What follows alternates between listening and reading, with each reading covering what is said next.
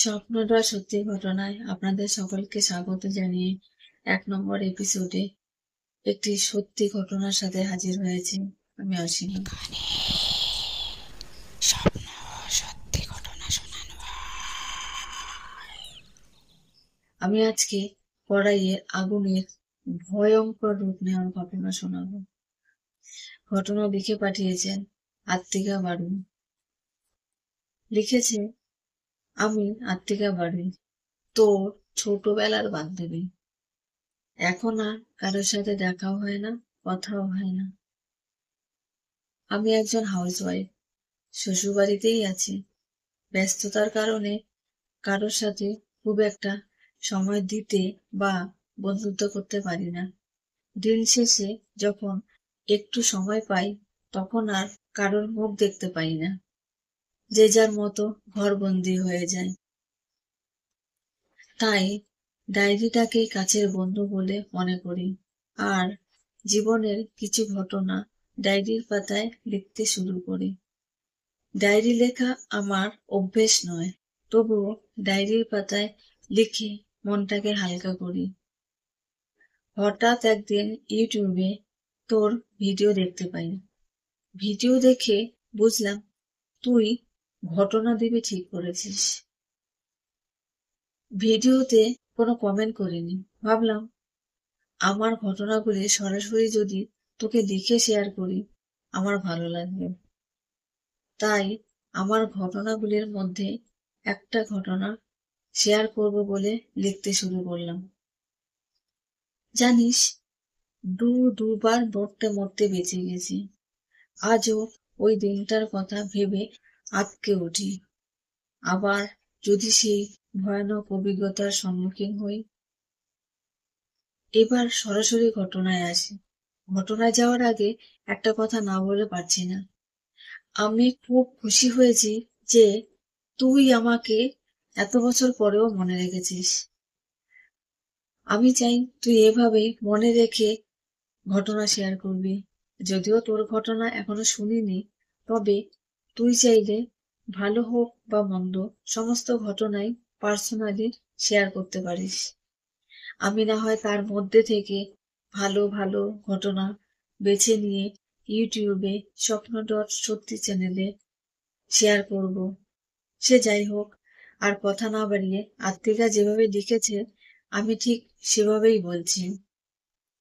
ঘটনার সূত্রপাত হয় ২০২২ সালে। তখন সময়টা ছিল শরৎকাল। দুর্গাপূজার বেশ কয়েকদিন আগে নিম্নচাপের ফলে কয়েকদিন ধরে টানা বৃষ্টি হয়েছিল। বৃষ্টি ভেজা ইমেজটা আমার ভালোই লাগছিল। তার সাথে পুজোর কেনাকাটা, ঠাকুর দেখতে যাওয়ার পরিকল্পনা করতে পারছিলাম না বলে মনটা খুবই খারাপ ছিল। তার মধ্যে আরেক বিপদ। দুপুর হবে হবে করছে, টাইমটা ঠিক মনে নেই। বারান্দায় বৃষ্টির জলের ছাট আসছে দেখে আমি একটা টিন দিয়ে বারান্দার গেটটা ঢেকে দিয়ে যখন রান্নাঘরে যাই, গিয়ে দেখি রান্নাঘরটা সে কি অবস্থা! রান্নাঘরটা পুরো এলোমেলো হয়ে আছে। দেখে মনে হচ্ছে যেন এখানে বড় রকমের তাণ্ডব হয়ে গেছে। শেলফের বাসনগুলি টেবিলে পড়ে আছে। বেসিনের কলটা খোলা, কল দিয়ে অনবরত জল পড়ে যাচ্ছে। শুধু যে কল দিয়ে জল পড়ছে তা নয়, কিচেন চিমনি থেকে কালো রঙের ফোঁটা ফোঁটা জল পড়ছে। রান্নাঘরে পুরো ব্যাপারটা আমার কেমন যেন অদ্ভুত লাগে। শুধু যে অদ্ভুত লাগে তা নয়, রীতিমতো রেগে গিয়ে বলতে থাকি, এসব কি করে হলো? আমি এখন রান্না করব কি করে? এসব এখনই হওয়ার ছিল? আমাকে বিড়বিড় করতে দেখে শোবার ঘরে জানালার পাশে বসে থাকা আমার হাজবেন্ড আমাকে ডেকে বলে, কি হয়েছে? বিড়বিড় করে কি বলছো? আমি বললাম, এসে দেখো, এখানে তো সব লন্ডভন্ড হয়ে পড়ে আছে। আমি এখন রান্না করব কি করে? এদিকে দুপুরে খাওয়ার সময় হয়ে এলো। আমি এখনো রান্নাই শুরু করতে পারিনি। কথা শেষ হতে না হতেই আরেক ঝামেলা। মানে রং মিস্ত্রি এসে হাজির। সেটা আবার রান্নাঘর থেকে জানালা দিয়ে দেখতে পাই। ওই সময় ওনাকে দেখে আমার রাগের মাত্রা আরো বেড়ে যায়। একে তো রান্নাঘরের এই অবস্থা, রান্না করবো কি করে সেই চিন্তায় বাঁচি না, তার মধ্যে তুমি আবার রং মিস্ত্রিকে ডেকেছো। এসব সামলাতে আমার দুপুর গড়িয়ে বিকেল হয়ে যাবে। আমি একরকম চিৎকার করে বলতে থাকি, তুমি ওনাকে না করে দাও, চলে যেতে বলো ওনাকে। আর তখনই শুনতে পাই, কি হয়েছে, তুমি চিৎকার করছো কেন? চোখ খুলে দেখি আমি বিছানায় শুয়ে আছি। এতক্ষণ ধরে যা কিছু ঘটেছে সবই স্বপ্নে। আমি ভাবলাম, যাক, স্বপ্নের মধ্যে দিয়ে হয়তো ফাড়াটা কেটে গেছে। তারপর দিন যায়, মাস যায়, একটা সময় গিয়ে আমি ওই স্বপ্নটাও ভুলে যাই। কিন্তু না, স্বপ্নটাকে আমি ভুলে গেল, ওই স্বপ্নটা কিন্তু আমাকে ভোলেনি মনে করিয়ে দিতে। প্রায় 1 বছর 2 থেকে 3 মাস পর, তখন শীতকাল, হঠাৎ একদিন দুপুরবেলায় আমি রান্না করছি, ভাত ডাল হয়ে গেছে, মাছ ভাজা করব বলে কড়াইতে তেল দিয়েছি। ঠিক সেই সময় ফোনে একটা কল আসে, আর আমি রিসিভ করতে যাই বেডরুমে। গিয়ে দেখি আননোন নাম্বার থেকে কল। রিসিভ করি, দুটো কথা শুনি, তারপর রং নাম্বার বলে কলটা কেটে দিয়ে আমি আবার রান্নাঘরে চলে আসি। এসে দেখি গ্যাস ওভেনের আঁচ বাড়ানো ছিল, সত্যি সত্যি বলতে দেখো, আর কড়াইতে দাউ দাউ করে আগুন জ্বলছে। আমি সাথে সাথে গ্যাসটা অফ করে দিই, কিন্তু তখনও কড়াইতে আগুন জ্বলছে। আমি কি করব কিছু বুঝতে পারছি না। আমি চিৎকার করে আমার হাজবেন্ডকে বলতে থাকি, এই দেখো, কড়াইতে আগুন ধরে গেছে, আমার এখন কি করা উচিত কিছুই বুঝতে পারছি না, আমার মাথায় আসছে না কিছু। আমার হাজবেন্ড তখন বাথরুম থেকে সবে মাত্র বেরিয়েছে। ও কিছু বলার আগেই আমি কড়াইতে জলের ছিটা দিয়ে দিই। ভুলটা আমি ওখানেই করি। সেই তেলে জলের ছিটা পেয়ে আগুন যেন আরো ভয়ঙ্কর রূপ নেয়। কড়াইয়ের আগুন সোজা গিয়ে চিমনিতে পৌঁছায়, আর দাউ দাউ করে জ্বলতে থাকে চিমনির ওপরে থাকা খবরের কাগজে। সেই সময় ভয়ে আমার সারা শরীর কাঁপতে থাকে। এমন ভয়ঙ্কর বিপদের সম্মুখীন আগে কখনো হইনি। তাই এখন কি করা উচিত আমি কিছুই বুঝতে পারছি না। আমার মাথা কাজ করছে না দেখে মেয়ে এসে আমাকে বলে, মা, কড়াইটা ঢাকা দিয়ে দেখো তো আগুন নেবে কিনা। মেয়ের কথা শুনে ঢাকা দিতেই আস্তে আস্তে আগুনটা নিভে গেল। কড়াইয়ের আগুন নিভে গেল, চিমনিতে তখনও আগুন জ্বলছে।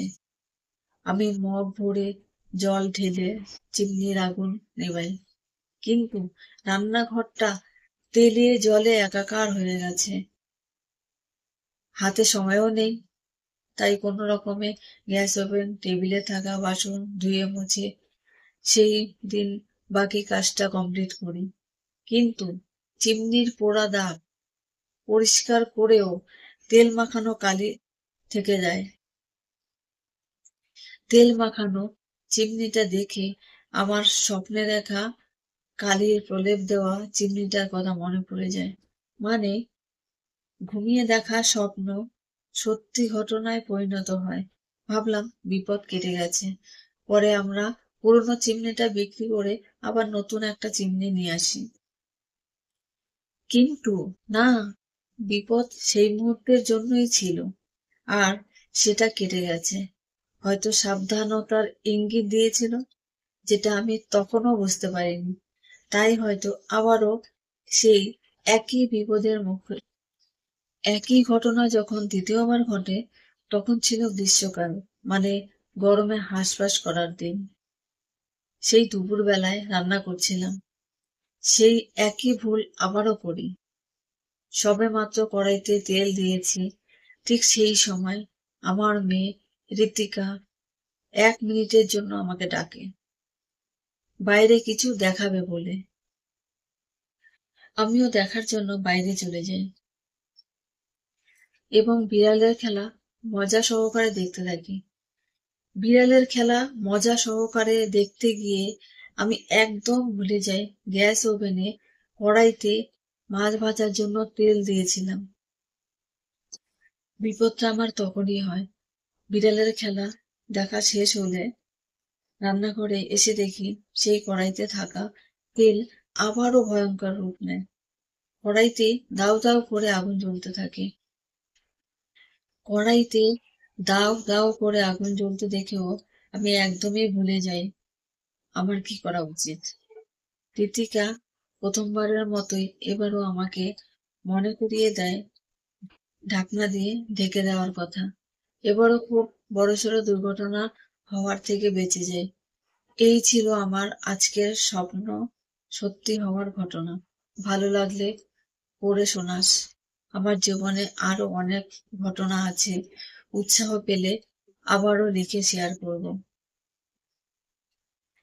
সত্যিই তাই, জীবনে আমরা এমন অনেক স্বপ্নই দেখি কিন্তু কোনো গুরুত্ব দিই না, আর স্বপ্নের মানেও খুঁজি না, তাই হয়তো বিপদের সম্মুখীন হই।